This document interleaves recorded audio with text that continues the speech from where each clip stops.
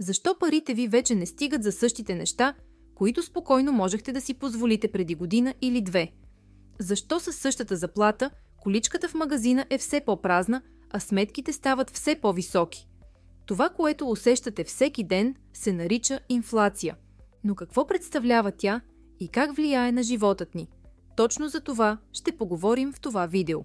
Инфлацията няма една единствена дефиниция. Тя се е променяла с времето. За обикновения човек инфлацията е просто.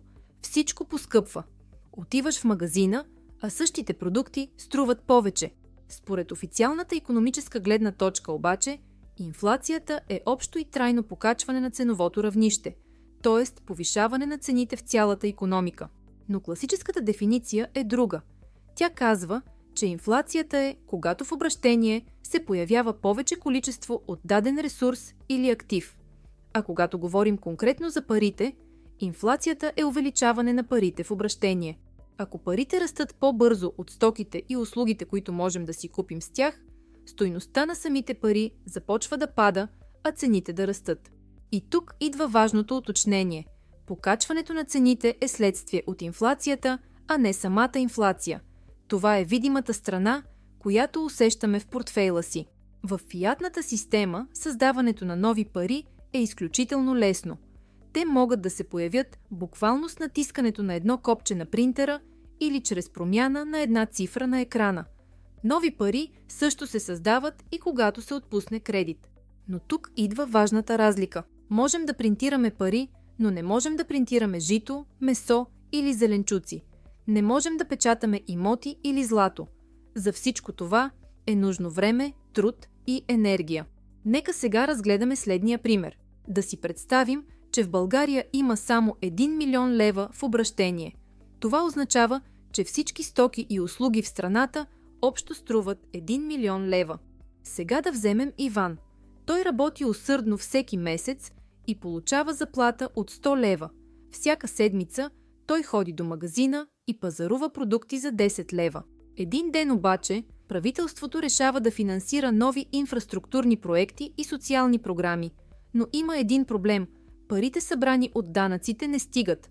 Затова те решават да изтеглят заем на стойност 100 000 лева, за да финансират тези разходи. Така общото количество пари вече стават 1 милион и 100 000 лева, което означава инфлация от 10% в парите. Държавата похарчва парите.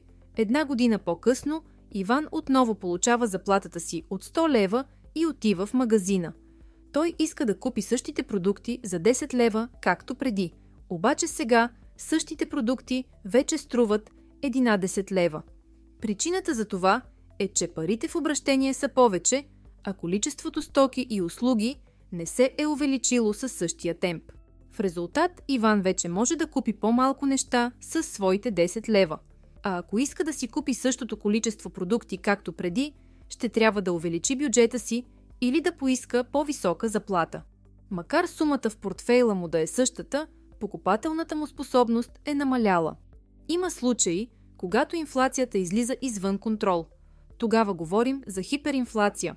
Това е ситуация, при която парите в обращение се увеличават с огромни темпове, а цените започват да растат толкова бързо, че парите буквално губят стойността си за дни или дори часове.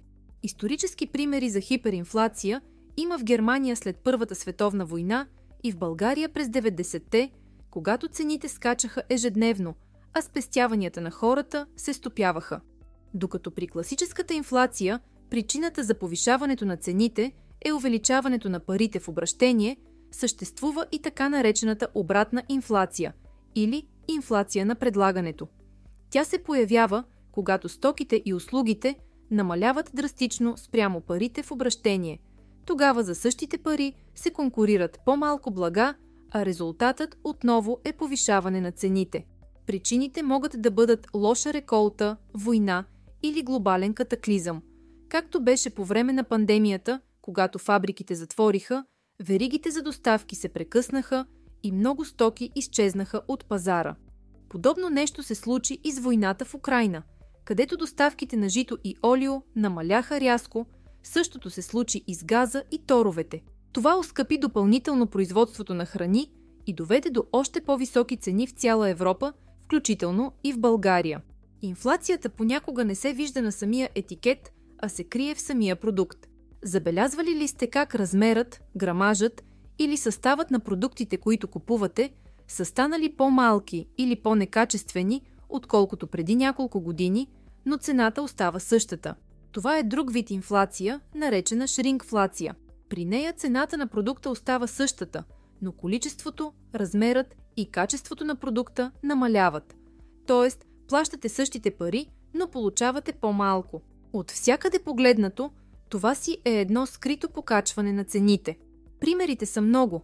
Шоколадовите блокчета, които преди тежаха 100 грама, сега са 90 грама, а някои дори 80 грама. Бисквитите Мираж, които обичам да хапвам за десерт, бяха 10 броя в опаковката, а сега са 8 и дори са по-малки като размер. Като цяло, шрингфлацията е временна мярка за увеличаващите се пари в обращение. В крайна сметка, производителите отново ще бъдат принудени да увеличат цената. Всички ние сме виждали по новините, в които ни казват: инфлацията през месец април е 2%, инфлацията през месец май е 3%, но как всъщност се калкулира тя и от кой? Това става чрез така нареченият индекс на потребителските цени, който в България се изчислява от Националния статистически институт. При него се събира информация за цените на определена кошница от стоки и услуги, като хляб, мляко, месо, зеленчуци, електричество, вода, горива, транспорт, наем на жилище, фризьорски услуги, ремонтни услуги и други.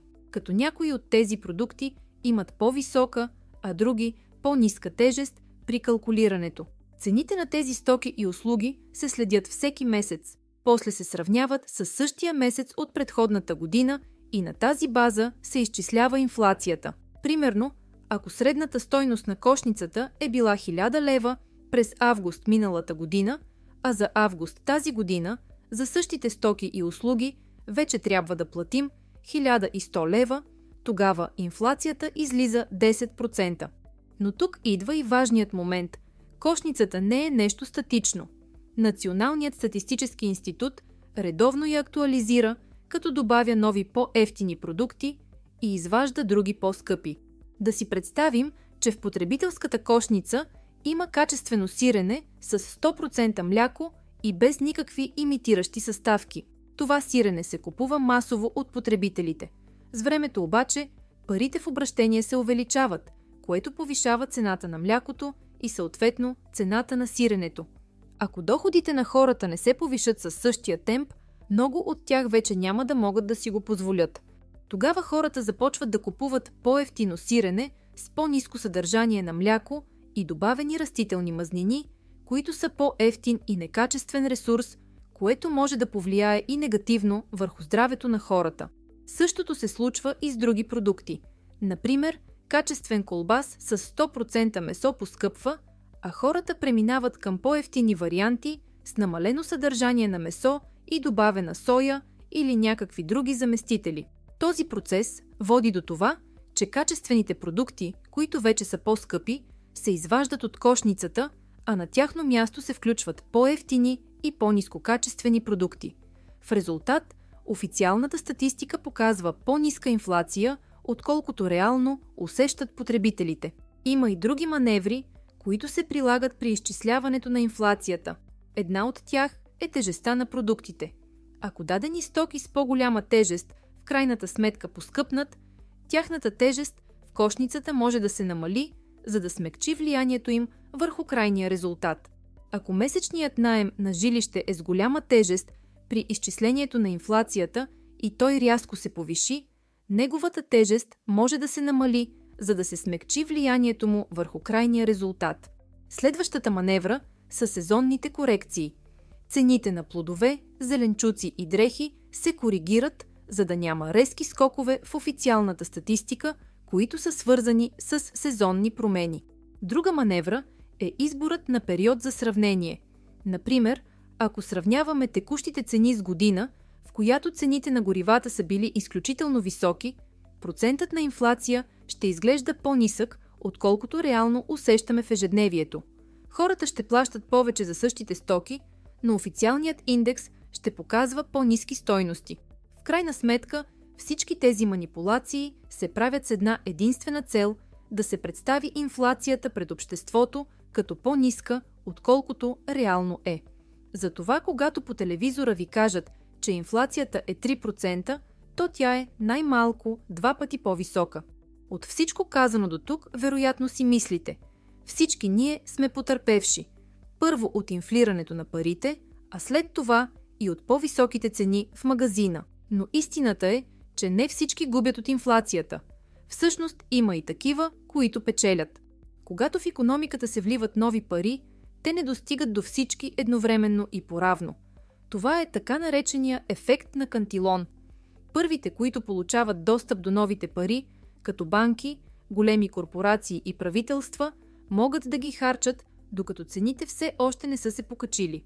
Те купуват стоки, активи или услуги на старите по-ниски цени, а докато парите стигнат до обикновения човек, цените вече са се повишили и неговата покупателна сила е намаляла. Затова инфлацията действа като скрит данък. Тя краде от спестяванията и от реалния доход на хората, особено на тези с фиксиран доход. А правителствата, макар да казват, че се борят с инфлацията, всъщност я обичат. Но защо? Защото при по-високи цени в икономиката, данъците върху потреблението носят повече приходи в бюджета, без дори да се повишават ставките. Също така, инфлацията обезценява и държавния дълг. С други думи, инфлацията не е просто икономически показател, а механизъм за преразпределение на богатството от хората, които спестяват и работят, към тези, които първи се докосват до новите пари, и към държавата, която прибира своя дял. По този начин богатите стават все по-богати, а бедните все по-бедни. И все пак, официалната цел на централните банки е инфлацията да бъде около 2% годишно. Това може да звучи безобидно, но ако се замислим, това означава, че след 35 години парите ни ще загубят половината от стойността си. При 5% инфлация, този период се свива на около 14 години, а ако инфлацията е 10%, само за 7 години спестяванията ни ще купуват 2 пъти по-малко неща. И това не е само теория. Вижте как изглежда инфлацията в някои държави за 2024 година, където тя е далеч от целевите 2%. Докато гледате таблицата пред вас и си мислите, че това няма как да се случи с еврото или долара, помислете отново. Историята е показала, че дори стойността на най-силните валути в света в крайна сметка стига нула. Благодаря ви, че бяхте с мен до края. Това показва, че сте хора, които ценят знанието и искат да разберат темата в дълбочина. Ако видеото е било полезно и интересно за вас, не забравяйте да го харесате, да се абонирате за канала и да го споделите с приятели. Така ще продължим заедно да изследваме неща, които не се учат в училище и няма да видите по телевизията. До нови срещи!